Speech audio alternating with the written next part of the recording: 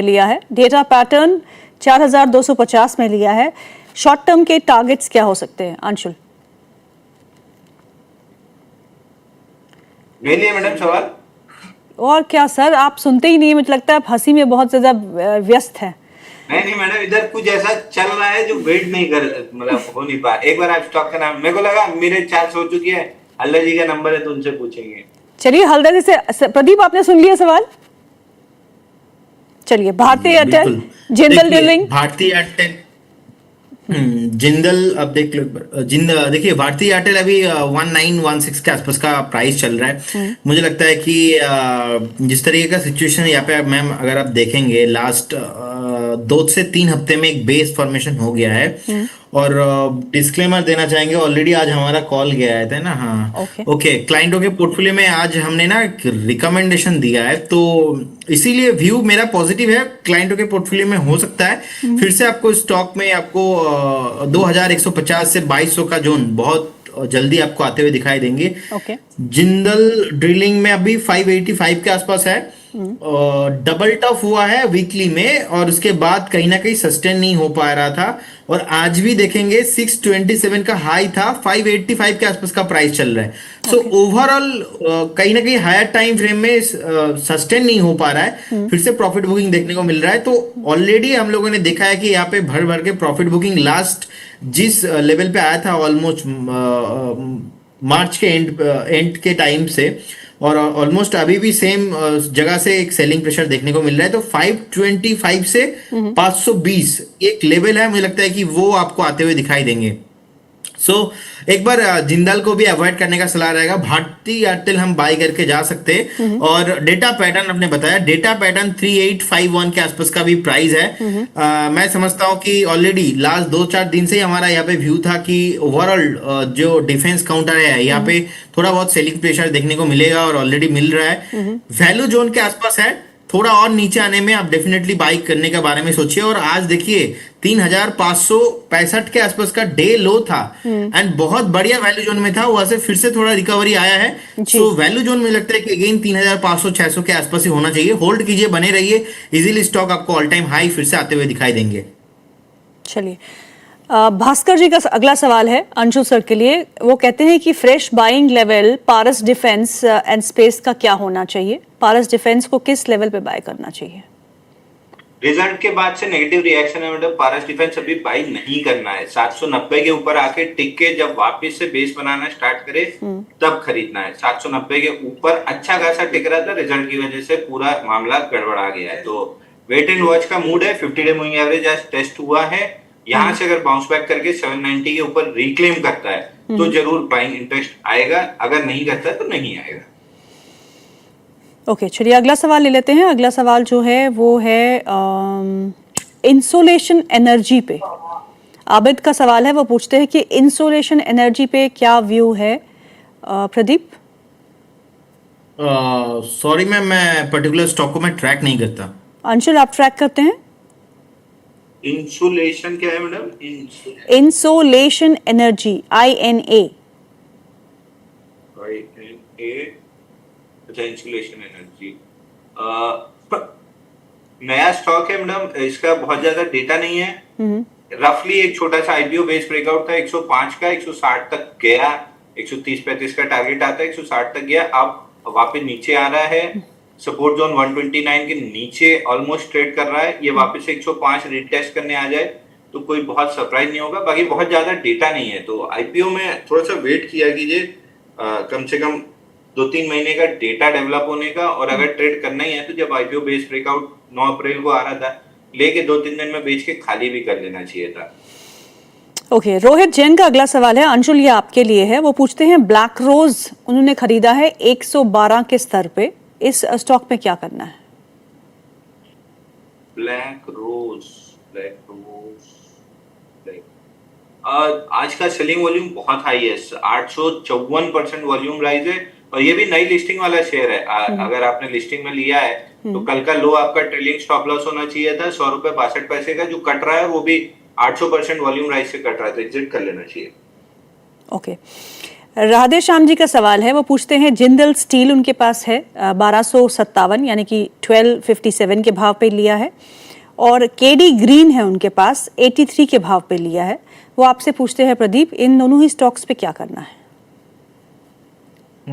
Okay, last वाला stock मैं track नहीं करता, सॉरी। जिंदल स्टील लिमिटेड अभी 1235 के आसपास का प्राइस चल रहा है, एंड यहाँ पे मैम एक बार मुझे लगता है कि 1217 1215 तक आ सकता है, लेकिन कोई प्रॉब्लम नहीं है। चार्ट कंपनी ओवरऑल बढ़िया लगता है। वैल्यू जोन पे अगर आता है ऑलमोस्ट 1180 से लेके 1200 के आसपास फिर से एक्यूमुलेशन करने का सलाह रहेगा। अगेन आपको टारगेट ऑलमोस्ट 1350, उसके बाद ऑल टाइम हाई आते हुए दिखाई देंगे। ओवरऑल हम लोगों ने एक बड़ा सेल ऑफ देखा था पर्टिकुलर स्टॉक में, ऑलमोस्ट जो 1270 से नीचे आया था 1100 के आसपास, और उसके बाद फिर से पुल बैक देखा, ब्रेकआउट सस्टेन नहीं हो पाया, फिर से थोड़ा हल्का हो रहा है, तो थोड़ा हल्का हो रहा है, हल्का होने दीजिए, नीचे आने में एक्यूमुलेशन करेंगे, बाय ऑन डिप करके जाएंगे।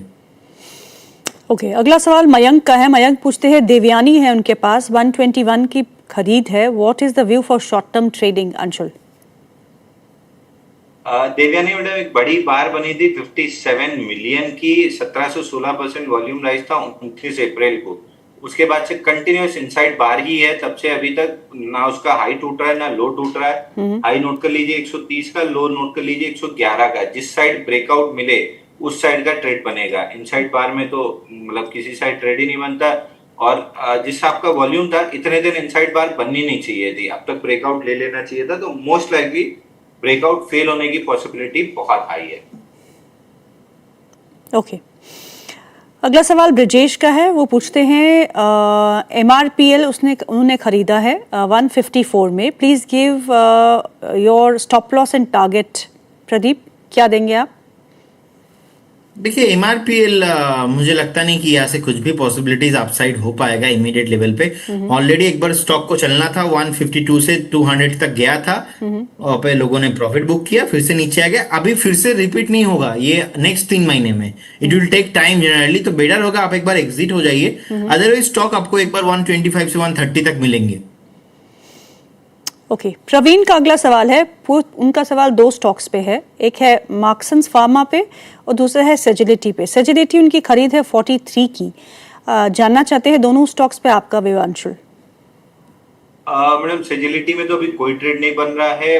54 का जो ब्रेकआउट फेल हुआ था उसके बाद से 37 तक आना था, 37 आके बाउंस बैक कर रहा है। 47 निकलने तक तो कोई भी ट्रेड नहीं बनेगा। 47 निकलता है तो फिर एक बार वापस से रिव्यू करेंगे, और गलती से भी 37 टूट गया तो 29 रुपए पे गैप छूटा हुआ है, उसको फिल करने आएगा। तो हर तरह की लॉन्ग पे 37.56 ये लास्ट लो था, इसके नीचे वीकली क्लोजिंग का स्टॉप लॉस होना चाहिए। ओके, दूसरा मार्क्सन्स फार्मा स्टैंडर्ड डिस्क्लेमर आज ही दिया था ना, आज दिया था, कल दिया था। मार्क्सन्स फार्मा कल बाई दिया था, आज अभी प्रॉफिट बुक कर आया है 213 रुपए के आसपास, बट 121 दिन का जो कपनैंडल पैटर्न ब्रेकआउट है, ये इसको खींच के ले जा सकता है 218.90, और हाँ 218.90 पहला टारगेट रहेगा, उसके बाद टारगेट रिवाइज करेंगे। बट क्योंकि रिस्क रिवॉर्ड मतलब रिस्क फ्री हो रहे हैं तो भी पार्शियल प्रॉफिट बुकिंग कराएंगे। ओके, चलिए अगला सवाल जो है वो है कृष्णा का। कृष्णा पूछते हैं यथार्थ हॉस्पिटल के बारे में, इस शेयर पे क्या करना चाहिए, क्या राय है आपकी? प्रदीप। मैम देखिए, एक ब्रेकआउट अटेम्प्ट ले रहा था, फेल हो गया, 821 के आसपास है, 795 से 780 तक रिविजिट पॉसिबल है। ओवरऑल अच्छा कंपनी है, होल्ड करने का सलाह रहेगा। 715 के आसपास का एक स्टॉप लॉस मेंटेन कीजिए, 765 760 तक आपको मिलेंगे, लेकिन फ्रेश बाई यहाँ पे नहीं करना चाहिए। अगर आपके पोर्टफोलियो में है for the mid to long term, hold करने का सलाह रहेगा। ओके, अगला सवाल जो है वो है MGL पे। वो पूछते हैं कि क्या मैं MGL का शेयर खरीद सकता हूँ? मैंगलोर MGL तो वो है ना, महानगर महाराज, हाँ सॉरी। MGL में 20 और 50 डे मूविंग एवरेज कैचअप हो रहा है 1090 और 1110, ये मेजर रेजिस्टेंस जोन है। यहाँ से अगर सेल ऑफ आया और 1050 टूटा तो फिर सीधा 930 तक जाएगा। अगर इसमें किसी तरह की बाइंग करनी भी है तो ऑर्डर ब्लॉक फेल होने का वेट करना चाहिए 1120 के ऊपर, तब तक कंप्लीटली अवॉइड रहेगा, क्योंकि ऑफ लेट शॉर्ट टर्म में भी जो गिरावट है वो भी काफी लंबी रही है, 182 दिन में 42% की, और उसके पहले वो नवंबर वाला फिएस्को तो अलग ही 43 डेज में 45% गिराया था। तो मैं इतने ओवरहेड स्टॉक से दूर रहूंगा। और अगेन दो जगह बता चुका, भाई बुक दे, दो जगह बता चुका हूँ, एक आपके में भी बता देता हूँ कि गिरते मार्केट में सबसे पहले मैं यही पढ़ता हूँ, how to make money in stocks. अगर आपको दिख आपकी रही हो किताब दिख नहीं रही सर, आप भी नहीं दिख रहे, नहीं दिख रही। भाई पास करो तो दिखेगा, दूर दूर सन हाँ। ये पढ़ता हूँ। और अभी अब मैंने ओवरहेड सप्लाई बताया है, ये आपको पढ़ना है तो पेज नंबर 149 में मिलेगा। तो इस बुक का इंडियन एडिशन मंगवाइएगा, 600 रुपए कुछ की अमेजोन पे मिलती है। मेरी कोई लिंक नहीं है तो मुझे उसमें कोई पैसा मिलेगा नहीं, नथिंग कमर्शियल, बट पढ़ लेंगे तो अपना पैसा बचा लेंगे। ठीक है, अगला सवाल जो है वो विशाखा का है। वो पूछती है जेएसडब्ल्यू इंफ्रा अभी ले सकते हैं 1 साल के व्यू के साथ? प्रदीप। नो, मुझे लगता नहीं कि अभी यहाँ पे कुछ भी ज्यादा एक्साइटिंग कुछ है। देखिए ऑलरेडी नहीं चल रहा है और वो ऑलमोस्ट अगस्त 2025 से नहीं चल रहा है। सो अभी ऐसा क्या हो जाएगा कि 1 साल में ही चलने लगेगा? तो अभी मार्केट जहाँ पे इतना स्टेबल नहीं है, सो मुझे लगता है कि एक बार वेट करना सही रहेगा। और अगर लेना है तो जो मैंने अभी आपको बताया था कि निपॉन इंडिया, नैम इंडिया करके जो एएमसी है, वो आप लीजिए। यहाँ पे स्ट्रेंथ भी है, यहाँ पे आपको ऊपर और मिलेंगे 1150-1200 के आसपास। लेकिन जेएसडब्ल्यू इंफ्रा में ऐसा कुछ नहीं हो रहा है अभी लेने जैसा, तो मुझे लगता है कि एक बार इग्नोर करके जाना चाहिए। ओके, रफीक का अगला सवाल है, अंशुल ये आपके लिए है। वो कहते हैं उनके पास वीबीएल है, 360 रुपए की खरीद है, पावर ग्रिड 231 में, और दीपक नाइट्राइट भी है। Deepak nitrite will it come till 1050 level? तो ये तीनों ही स्टॉक्स में बाइंग क्लाइमैक्स है क्या? नहीं, एक मिनट, बहुत कंफ्यूजिंग सवाल है। एक तो वीबीएल 360 की खरीद है, पावर ग्रिड 231 की खरीद है, वहां पे क्वेश्चन खत्म होता है।